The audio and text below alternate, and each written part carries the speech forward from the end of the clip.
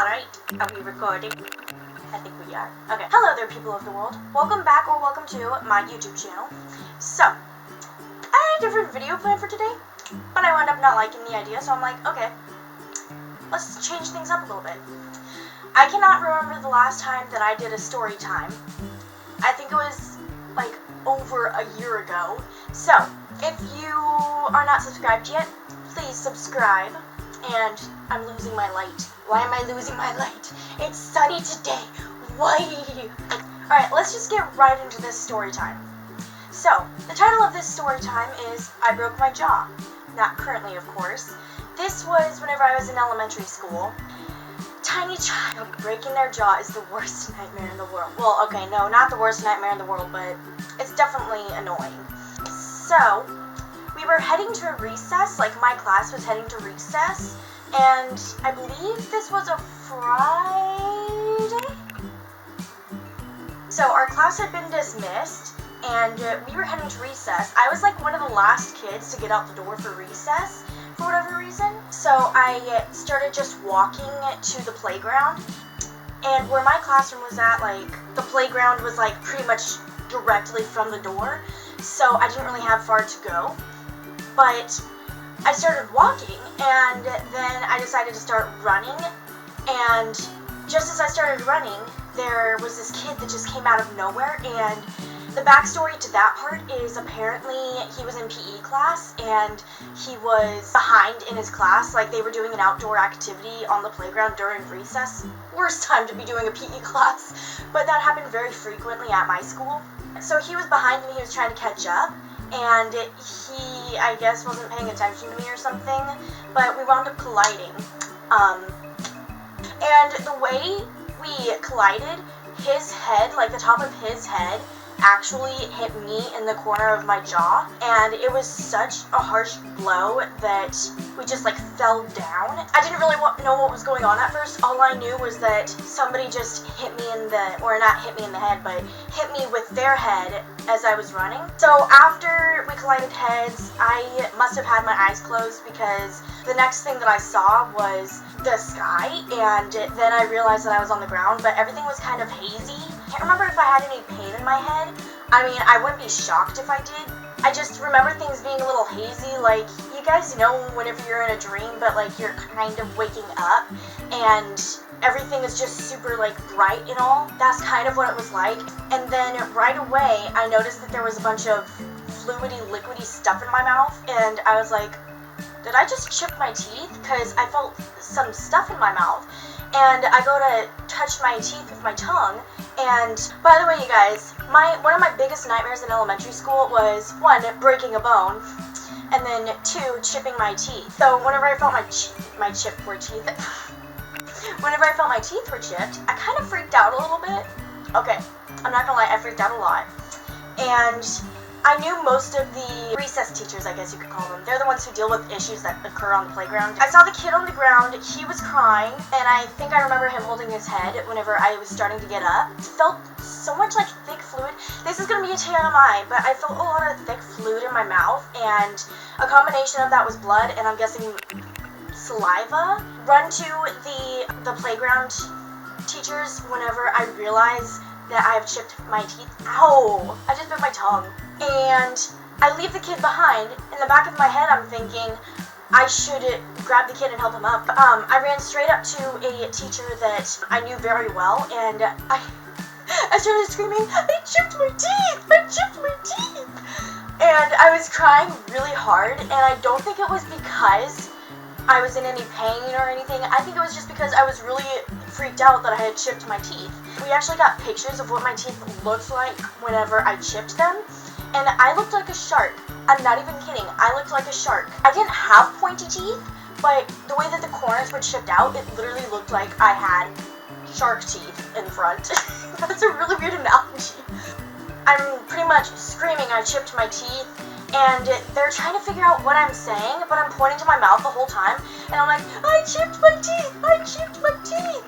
And it was a guy and a girl that I was talking to, and the guy is looking at me trying to figure out what's going on, and the girl, I think it was the girl teacher, eventually figured out that I was saying I chipped my teeth, I hurt myself, and she was like, oh, okay, we gotta get you to the nurse. And then the guy figured out what was going on, and he was like, uh-oh. And he was like holding his jaw like, ow. So I get to the nurse, and she explains what happened to the nurse. And at that point, I knew that I probably had the teeth in my mouth that had chipped. The liquid that was in my mouth, I just could not keep it from, like, going down my throat. Like, I couldn't keep from swallowing it, and I wound up swallowing pretty much all the liquid, I think. And my teeth, I'm guessing, wound up going down with that, which I know that sounds really scary, and that's, like, really... I'm pretty sure that that's not a good thing if that happens, but I wound up being fine. So the nurse looked at my jaw once, or no, she looked at my mouth once. The playground teacher got me in there, and then there were probably 2 nurses in there who were looking at me and filling out a report about me. And she didn't want to touch my mouth because I am not her kid. So she like puts on gloves, gets all fancy, and then it starts looking around in my mouth, and they see that I probably need to go home at this point because of how badly injured I am. So they call my dad, and my dad gets there pretty quickly. And then whenever my dad gets there, they pretty much hand me off to him. Like, we're there for a few minutes. My dad's looking at my mouth, and he sees that I've chipped my teeth. He's looking and all, and at that point he's like, okay, we're gonna take you to the dentist. We made an emergency dentist appointment at that point. So, first things first, we went home, my dad cleaned me up, and I'm guessing at that point I was in shock, which I think was my first time in shock ever. Big deal. I was shaking, my face was pale apparently, so I was very clearly in shock. I had blood all over my coat. I was kind of sad because I'm pretty sure we never got the stains from the blood out. He then got me in the car, of course, to take me to the dentist, and I think my mom met us at the dentist because she was still at work at that point. We get into the dentist, of course, you know, emergency appointments, so they're able to get me right in. Basically, what wound up happening there was they did was it an MRI? They put this machine around my head, and it was an x-ray machine, and it did an all-around x-ray of my jaw. We got the x-rays back. Here's where the story gets very interesting. Like, I mean very interesting to the point where I had a hard time believing it. I'm just sitting there, and they say that I have a hairline fracture, and this is the side that my jaw broke on.